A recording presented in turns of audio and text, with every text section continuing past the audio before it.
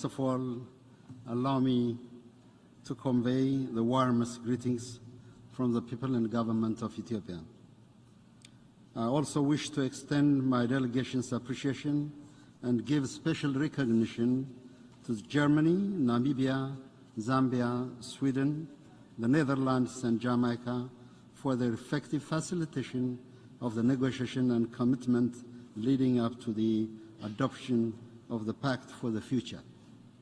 We also thank the Secretary General for his report, Our Common Agenda, which laid the foundation for the summit and the Pact for the Future. We appreciate the wide-ranging scope of the Pact and the considerable place given to the commitments to eradicate poverty and ensure sustainable development. We also appreciate the efforts made to mainstream the global socio-economic disparity and determine the role of states accordingly. Mr. President, the process of negotiation and the outcome from the 3 tracks of negotiation on the Pact of the Future, Declaration on the Future Generation, and the Global Digital Compact adequately demonstrate the challenges the multilateral system is experiencing. The Pact for the Future is negotiated at a time of great polarization in international relations, which doesn't lend itself to the spirit of consensus and compromise that is requisite to negotiation on global agendas. That is the main reason that the Pact had to limit itself to reiteration and emphasis of the already agreed global goals and targets. The setbacks and, in some cases, the regression on the implementation of the Sustainable Development Goals require us to be more ambitious, not less.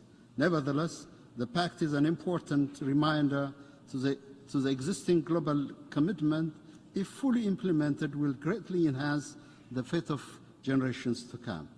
The Pact of the Future will be relevant if it brings us closer to the attainment of the Sustainable Development Goals. Therefore, our inability to converge on more ambitious targets is a stark reminder of the need for change. We must shift from the rivalry to cooperation, enhance tolerance for policy differences, and build bridges to attain the most basic global agenda.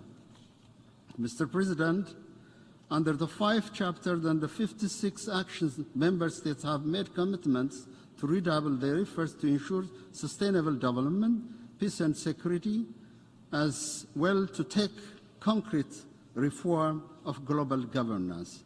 It is incumbent upon all states developed and developing to do our parts to the attainment of the future we want. It is in this light that I reiterate my country's commitment to continue making all efforts to eradicate poverty and ensure sustainable development, enhance international peace and security, and work towards a fairer global system. We also call on developed countries to discharge their responsibilities in the field of development assistance and climate action. The full realization of the commitments under the Addis Ababa Action Agenda will take us far in mobilizing resources in the implementation of SDGs. Inaction has caused adverse consequences on humanity, especially on the most vulnerable. In addition to the historical responsibilities of developed countries, we must tap into the full potential of South-South cooperation.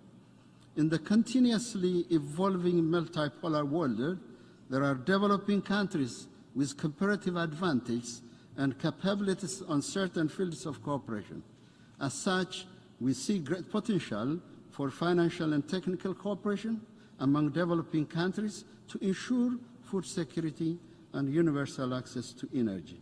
I would like to close by thanking co-chairs for their able leadership and the co-facilitators of the summit, including Namibia and Zambia, who represented Africa in the leadership of this process, for their exemplary contribution. I thank Mr. President.